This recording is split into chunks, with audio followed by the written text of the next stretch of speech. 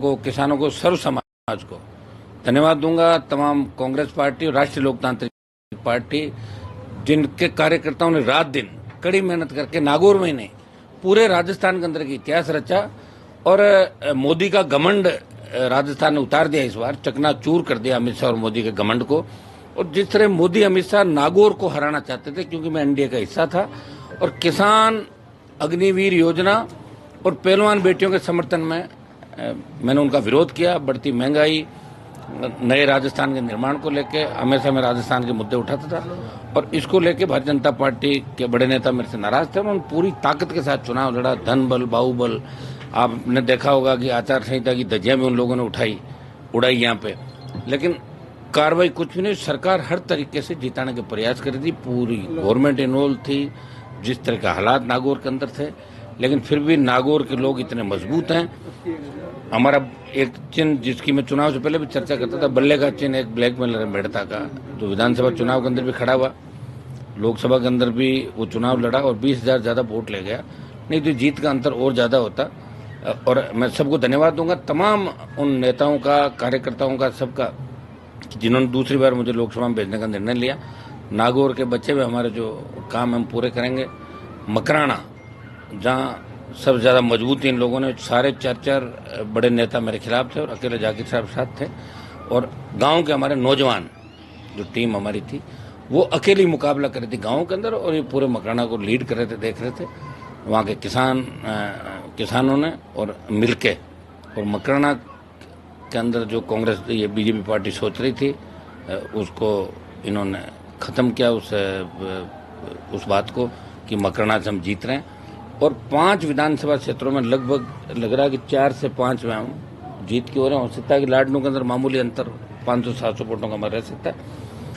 हमने 7 जगह जीत जोड़ी थी, लेकिन परबस और लाडनू में कुछ वजह से वोट वहाँ कम मिले। और नावा के अंदर इतनी हमें उम्मीद नहीं थी कि नावा हम इस तरह हारेंगे, लेकिन नावा में चूंकि बीजेपी का गढ़ रहा नावा हमेशा, और मैं पिछली बार जब एनडीए गठबंधन से लड़ा तब नावा में 37-38 हजार की बढ़त थी, और अब की बार ये बढ़त शायद 22-23 हजार के लगभग, 21-22 हजार, अभी एक आध राउंड बाकी है। हो सकती कोई बड़ी बात नहीं।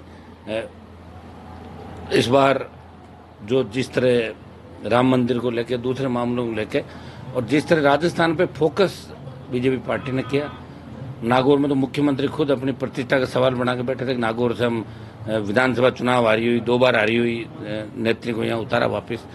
और इनकी जो विरासत लंबे समय से 70 साल इन लोगों ने राज किया नागौर के अंदर, लेकिन जो दिन नागौर को देखने को मिले, पीने का पानी नहीं, बिजली, सड़क, स्कूल, विकास दिया था कि भाजपा अकेले लड़के दिखाए, और आज कहीं न कहीं उसको आज हकीकत में। एक बार मैंने बोला था प्रधानमंत्री को, मैंने कहा आप में दम है तो आ जाना राजस्थान और हमारे बिना लड़के दिखाना।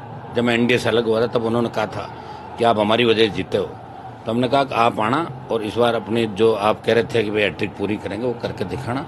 वो हैट्रिक हमने पूरी नहीं करने दी। निश्चित रूप से राष्ट्रीय लोकतांत्रिक पार्टी के जवानों ने पूरी ताकत लगाई कांग्रेस पार्टी को जिताने में, और कांग्रेस के कार्यकर्ताओं ने, नेताओं ने नागौर के अंदर मुझे जिताने के लिए पूरा दमखम लगाया। और उसी का परिणाम है कि ज्योति मिर्धा, जो धनबल के साथ, जिसने यहाँ 100 करोड़ से ज़्यादा रुपया खर्च किया होगा इस चुनाव के अंदर, हमने तो देखा हर जगह। और जिस तरह ठेले भर भर के आ रहे थे, कोई उनको चेक नहीं कर रहा था, कोई पकड़ नहीं रहा था। सीएम से लेकर पीएम तक चिंतित थे कि ज्योति जीतेगी। ऊपर भी फीडबैक यही था, उन्होंने नागौर की सीट को बीजेपी के खाते में लेकर रखा था कि बाकी हम जीते हैं नहीं जीते, लेकिन नागौर हम पक्का जीतेंगे।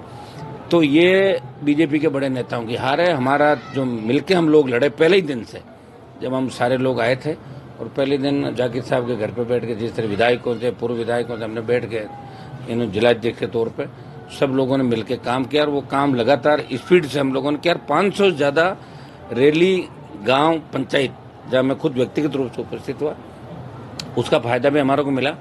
और जीत में सबसे महत्वपूर्ण जो योगदान है, मुस्लिम समाज ने 100% वोट डाला। वोट सब जातियों ने डाला, लेकिन 100% अगर वोट पड़ा बूथ पे गया तो वो आरएलपी के खाते में गया। मुसलमानों का वोट था जो 100% मुझे मिला। दलित, जाट, तमाम जो ओबीसी की जातियां, सर्व समाज ने वोट डाला, लेकिन 100% अगर वोट दिया तो मुसलमानों ने 100% वोट राष्ट्रीय लोकतांत्रिक पार्टी को दिया। मैं सारे समाजों को आश्वस्त करना चाहता हूँ कि मैं सबके लिए लड़ूंगा, प्रयास करूंगा और सबके विकास की हम बात करेंगे, चाहे दलित हो, मुस्लिम हो, किसान हो, जवान हो, सर्व समाज। जिन्होंने कईयों ने सहानुभूति रखी, वोट नहीं दिया तो आशीर्वाद दिया, कईयों ने पोलिंग ज़्यादा नहीं की, वो भी मेरे लिए तो फायदा हुआ।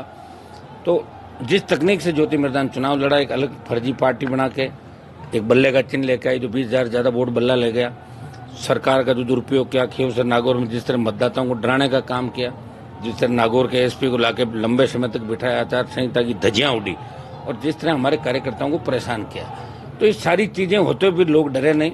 मतदान स्तर तक ये वोट डाला और मुझे जीत, ये मेरी जीत नहीं, ये नागौर के जनता की जीत है, सर्व समाजी जीत है। ये राजस्थान के अंदर परिवर्तन का एक बिगुल बजा है। अब देश की राजनीति में राजस्थान का अलग स्थान होगा, नागौर का अलग स्थान होगा। और हमने 5 साल में प्रयास किया, किसानों के लिए सत्ता छोड़ी, अग्निवीर के मामले में जवानों के लिए एकमात्र व्यक्ति था जो लड़ाई लड़ रहा था, चाहे पहलवान बेटियों का मामला हो, हमेशा सामंती ताकतों से भी लड़ता हुआ रहा।